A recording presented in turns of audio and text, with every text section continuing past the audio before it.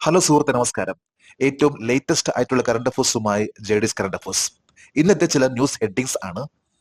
ബാൽ വിവാഹ മുക്ത ഭാരത് ഒരു പുതിയൊരു ക്യാമ്പയിൻ ആരംഭിക്കുകയാണ്. Income tax department permanent account number 2.0 എന്ന പ്രൊജക്ട് ആരംഭിക്കുന്നു.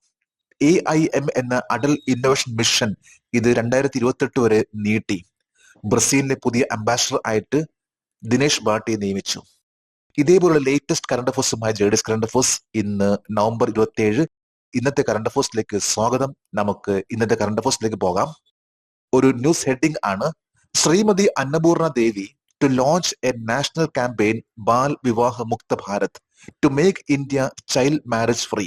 ഇന്ത്യയെ ശൈശവ വിവാഹ മുക്തമാക്കുന്നതിനായി ശ്രീമതി അന്നപൂർണ ദേവി ദേശീയ ക്യാമ്പയിൻ, അതായത് ബാൽ വിവാഹ മുക്ത ഭാരത് ആരംഭിക്കുകയാണ്. ഇതൊരു ന്യൂസ് ഹെഡിംഗ് ആണ്. നമുക്കതിന്റെ ഡീറ്റെയിൽസിലേക്ക് പോകാം. ബാൽ വിവാഹ മുക്ത ഭാരത് ഏത് മന്ത്രാലയമാണ് ദേശീയ ക്യാമ്പയിൻ ആരംഭിച്ചത്? വനിതാ ശിശു വികസന മന്ത്രാലയം. Ministry of women and child development ഒരു ദേശീയ ക്യാമ്പയിൻ, ഒരു നാഷണൽ ക്യാമ്പയിൻ ആണ് ഇന്ന് ആരംഭിക്കുന്നത്. അതായത് നവംബർ 27 ആരംഭിക്കുകയാണ്.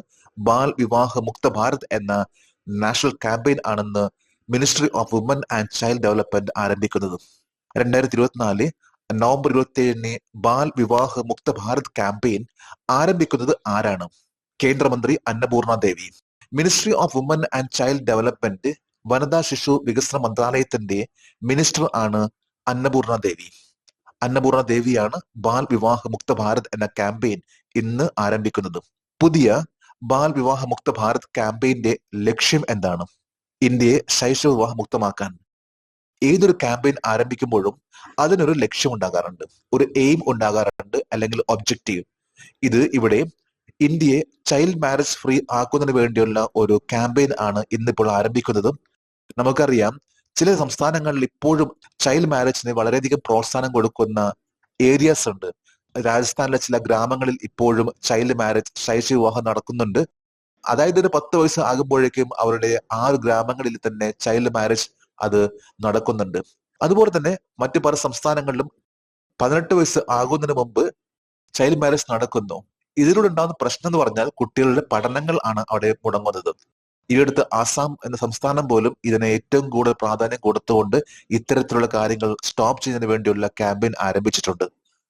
ബേട്ടി ബച്ചാവോ ബേട്ടി പഠാവോ ഏത് തീയതിയിലാണ് പ്രധാനമന്ത്രി ശ്രീ നരേന്ദ്രമോദി ആരംഭിച്ച പ്രധാന പദ്ധതി?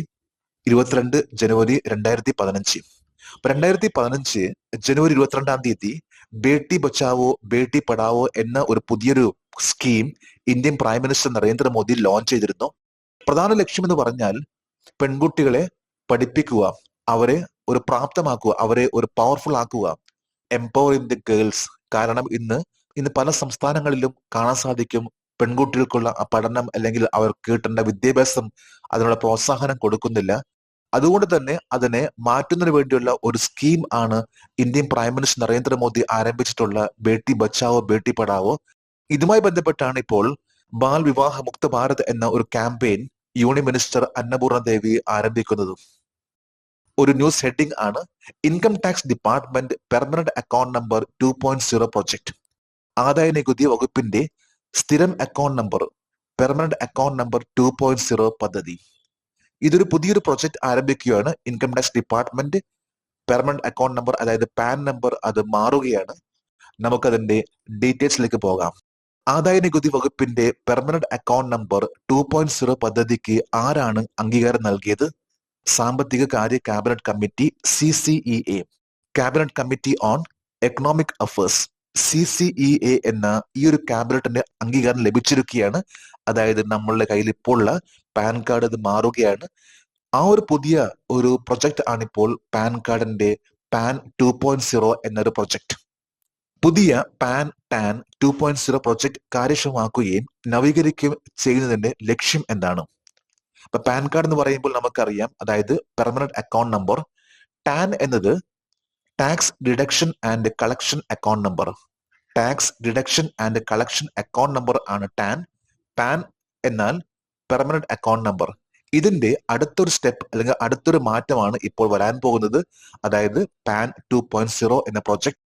ഇതിന്റെ ലക്ഷ്യം എന്ന് പറഞ്ഞാൽ കൂടുതൽ ഉപയോക്ത സൗഹൃദ കാര്യക്ഷമമാക്കാൻ, യൂസർ ഫ്രണ്ട്ലിയും അതുപോലെ തന്നെ എഫിഷ്യന്റ് ആക്കുന്നതിന് വേണ്ടിയുള്ള ഒന്നാണ്, ഒരു പ്രൊജക്ട് ആണ് 2.0 എന്ന് പറയുന്ന പാൻ 2.0. പെർമനന്റ് അക്കൗണ്ട് നമ്പർ 2.0 പ്രൊജക്ടിന്റെ 3 പ്രധാന മേഖലകൾ ഏതൊക്കെയാണ്? The 3 key areas of the permanent account number PAN 2.0. അതായത് 3 ഏരിയസിലേക്കാണ് പ്രധാനമായിട്ടും പാൻ എന്റെ പുതിയ 2.0 പ്രൊജക്ട് ഫോക്കസ് ചെയ്യുന്നത്. ഒന്നെന്ന് പറഞ്ഞാൽ എല്ലാ പാൻ ടാൻ അനുബന്ധ സേവനങ്ങൾക്കുമായി ഒരൊറ്റ പോർട്ടൽ, അതായത് ഒരൊറ്റ വെബ്സൈറ്റ് മാത്രമേ ഇനി ഉണ്ടാവുകയുള്ളൂ. ഇതിനു മുമ്പ് 3 വെബ്സൈറ്റ്സ് ആണ് ഉണ്ടായിരുന്നത് പാൻ അക്കൗണ്ട് ആയി ബന്ധപ്പെട്ട്. എന്നാൽ ഇനി മുതൽ അത് ഓൺലി വൺ സിംഗിൾ പോർട്ടൽ ആയിരിക്കുള്ളൂ പാൻ ടാൻ റിലേറ്റഡ് ആയിട്ടുള്ള സർവീസിന് വേണ്ടി. ഇതൊരു വളരെ ഇമ്പോർട്ടന്റ് ആയിട്ടുള്ള പോയിന്റ് ആണ്. കൂടാതെ പേപ്പർ വർക്കുകൾ കുറയ്ക്കാൻ പരിസ്ഥിതി സൗഹൃദ പേപ്പർലെസ് പ്രക്രിയകൾ, അതായത് രണ്ടാമത്തെ പോയിന്റ് ആണ് എക്കോ ഫ്രണ്ട്ലി പേപ്പർലെസ് പ്രോസസ് ആണ്. പേപ്പർലെസ് ആയിട്ടുള്ള വർക്കുകളായിരിക്കുള്ളൂ കൂടുതലായിട്ട് ഇതിൽ ഫോക്കസ് ചെയ്യാൻ പോകുന്നത്.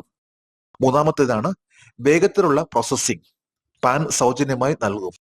അതായത് ഇതിന്റെ പ്രോസസ്സിംഗ് അത് ഏറ്റവും ഫാസ്റ്റസ്റ്റ് ആക്കുന്ന രീതിയിലുള്ള ഒരു സിസ്റ്റം ആയിരിക്കുള്ളൂ പാൻ 2.0 എന്ന പ്രൊജക്ട്. ഒപ്പം തന്നെ ഇത് ഫ്രീ ഓഫ് കോസ്റ്റ്. നാലാമത്തെ ഒരു പോയിന്റ് ഉണ്ട്, അതായത് സെക്യൂരിറ്റി അത് കുറച്ചുകൂടി ബെറ്റർ ലെവലിലേക്ക് വരുത്താൻ വേണ്ടി ഈ പാൻ കാർഡുമായി ബന്ധപ്പെട്ട് കുറച്ചുകൂടി ഒരു ബെറ്റർ ലെവലുള്ള സെക്യൂരിറ്റി സിസ്റ്റം കൂടി ആയിരിക്കുള്ളൂ ഈ ഒരു കാർഡിൽ ഉണ്ടാവുക. ഫോട്ടോ പതിപ്പിക്കുകയും ഹോളോഗ്രാം ഉൾപ്പെടെയുള്ള എല്ലാ കാര്യങ്ങളും വരുന്ന പുതിയൊരു ഫീച്ചേഴ്സ് ആയിട്ടുള്ള ഒരു പാൻ കാർഡ് ആയിരിക്കുള്ളൂ പാൻ കാർഡ് 2.0 എന്ന ഈ ഒരു സിസ്റ്റം വരാൻ പോകുന്നത്. നമുക്കൊരു മറ്റൊരു ഹെഡിങ്സിലേക്ക് പോകാം. Union cabinet approves continuation of Atal innovation mission with 2750 crore project crore budget till 2028. 2028 വരെ 2750 കോടി രൂപയുടെ അടൽ ഇന്നോവേഷൻ മിഷന്റെ തുടർച്ചയ്ക്ക് കേന്ദ്ര മന്ത്രിസഭയുടെ അംഗീകാരം. കേന്ദ്ര മന്ത്രിസഭയുടെ പുതിയൊരു അംഗീകാരമാണ്. കേന്ദ്ര മന്ത്രിസഭ അപ്രൂവൽ നൽകിയിരിക്കുകയാണ്. അതായത് അടൽ ഇന്നോവേഷൻ മിഷൻ AIM എന്ന് പറയുന്ന അടൽ ഇന്നോവേഷൻ മിഷൻ ഇതിന് 2750 കോടി രൂപ മാറ്റിവെച്ചിരിക്കുകയാണ്. നമുക്കതിന്റെ ഡീറ്റെയിൽസിലേക്ക് പോകാം. നീതി ആയോഗിന്റെ കീഴിലുള്ള അടൽ ഇന്നോവേഷൻ മിഷൻ ഏത് തീയതി വരെ നീട്ടി? 31 മാർച്ച് 2028. 2028 മാർച്ച് 31 വരെ അടൽ ഇന്നോവേഷൻ മിഷൻ എന്ന ഈ ഒരു പ്രൊജക്ട് അതിന്റെ കാലാവധി നീട്ടിയിരിക്കുകയാണ്. ഈ അടുത്ത് അവസാനിക്കേണ്ട ഒരു പ്രൊജക്ട് ആയിരുന്നു. എന്നാൽ അടുത്തൊരു 4 വർഷം കൂടി അടൽ ഇന്നോവേഷൻ മിഷൻ എന്ന ഈ പ്രൊജക്ട് കേന്ദ്ര മന്ത്രിസഭ എക്സ്റ്റെൻഡ് ചെയ്തിരിക്കുകയാണ്. അടൽ ഇന്നോവേഷൻ മിഷൻ ഇത് വരുന്നത് നീതി ആയോഗിന്റെ കീഴിലാണ്. 2028 മാർച്ച് 31 വരെ വിപുലീകരിച്ച അടൽ ഇന്നോവേഷൻ മിഷനായി എത്ര ബഡ്ജറ്റ് വകയിരുത്തിയിട്ടുണ്ട്? 2750 കോടി രൂപ. അതായത് അടുത്തൊരു 4 വർഷത്തേക്ക് വേണ്ടി 2750 കോടി രൂപയാണ് മാറ്റിവെച്ചിട്ടുള്ളത് AIM എന്ന് പറയുന്ന അടൽ ഇന്നോവേഷൻ മിഷന് വേണ്ടി. അടൽ ഇന്നോവേഷൻ മിഷൻ ആരംഭിച്ച വർഷം 2016. 2016 ആരംഭിക്കുകയും 2024 അവസാനിക്കേണ്ട അടൽ ഇന്നോവേഷൻ മിഷൻ ഇത് വീണ്ടും 2028 വരെ നീട്ടിയിരിക്കുകയാണ്. അപ്പൊ ഇതിന്റെ ആരംഭം എന്ന് പറയുമ്പോൾ 2016 അടൽ ഇന്നോവേഷൻ മിഷന്റെ ലക്ഷ്യം എന്താണ്? So what is the purpose അല്ലെങ്കിൽ what is the aim of Atal innovation mission AIM? ഏതൊരു മിഷനും ഏതൊരു പ്രൊജക്ടിനും ഏതൊരു സ്കീമിനും ഒരു ലക്ഷ്യം ഉണ്ടാകാറുണ്ട്, ഒരു എയിം ഉണ്ടാകാറുണ്ട്.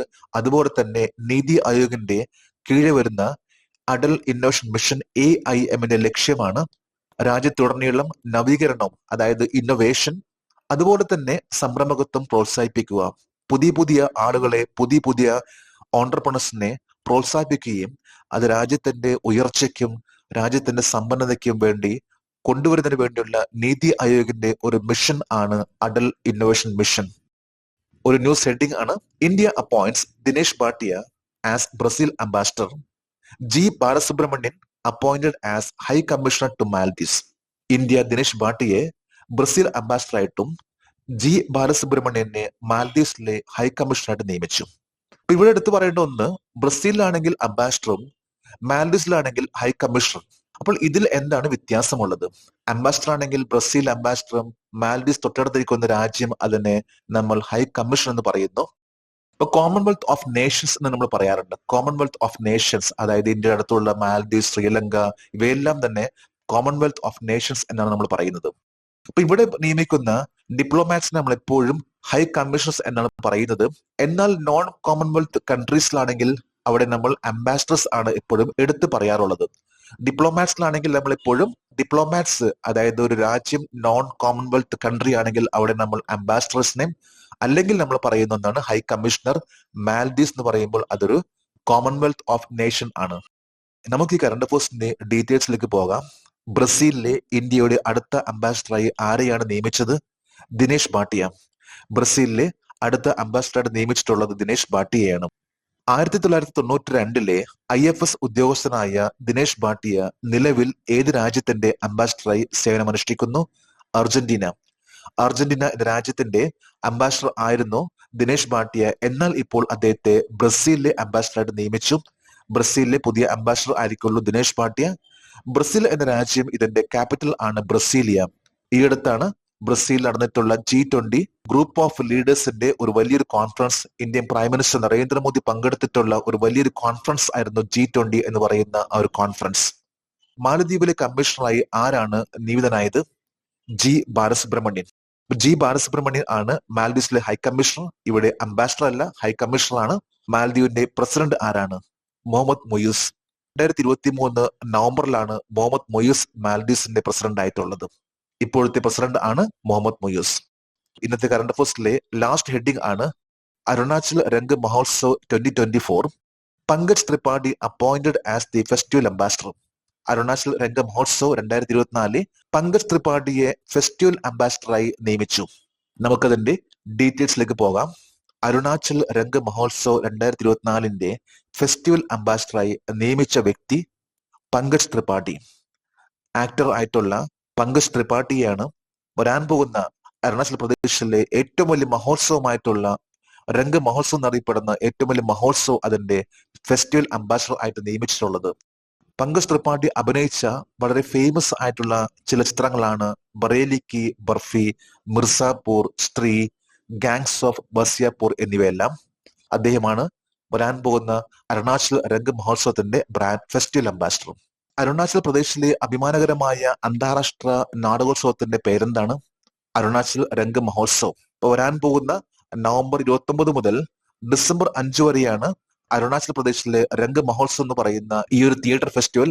ഇതൊരു ഇന്റർനാഷണൽ തിയേറ്റർ ഫെസ്റ്റിവൽ ആണ്. നവംബർ 29 മുതൽ ഡിസംബർ 5 വരെയാണ് ഈ ഒരു മഹോത്സവം.